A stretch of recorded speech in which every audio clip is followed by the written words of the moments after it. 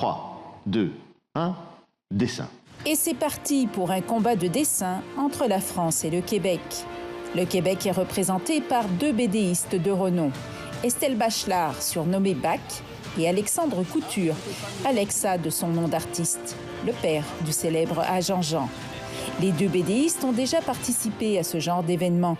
Ils savent qu'un combat de dessin, c'est plus un défi intellectuel que technique. C'est de faire, en fait, je dirais pas nécessairement un beau dessin, mais je dirais un dessin qui serait un concept original, quelque chose de punché, de surprenant, selon le thème qu'on nous donne. Donc, ça demande juste d'être rapide dans nos idées, là, de faire quelque chose qui va surprendre rapidement. Mais en fait, c'est pas tant de faire le dessin qu'effectivement de trouver la bonne idée rapidement et de l'exécuter par la suite de la meilleure façon possible. Mais oui, de trouver la bonne idée, ça, c'est le vrai défi. C'est d'être proche. Et des bonnes idées, les BDistes ont dû en avoir dans ce combat qui a duré 1 heure et qui s'est décliné sur le mot « proche ». C'est le thème retenu pour cette 6e édition de la Nuit des idées. Un mot qui résonne fort en ces temps de crise sanitaire.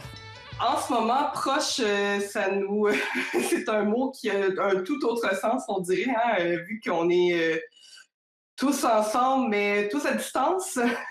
On rêve tous d'être très proches. La proximité avec les gens me manque, me touche plus que d'habitude. Je suis plus touché par les œuvres qui parlent de ça en ce moment, qui parlent de rassembler, d'être proche des autres. On a commencé tranquillement. Les 4 BDistes ont donc relevé le défi de dessiner un animal de compagnie.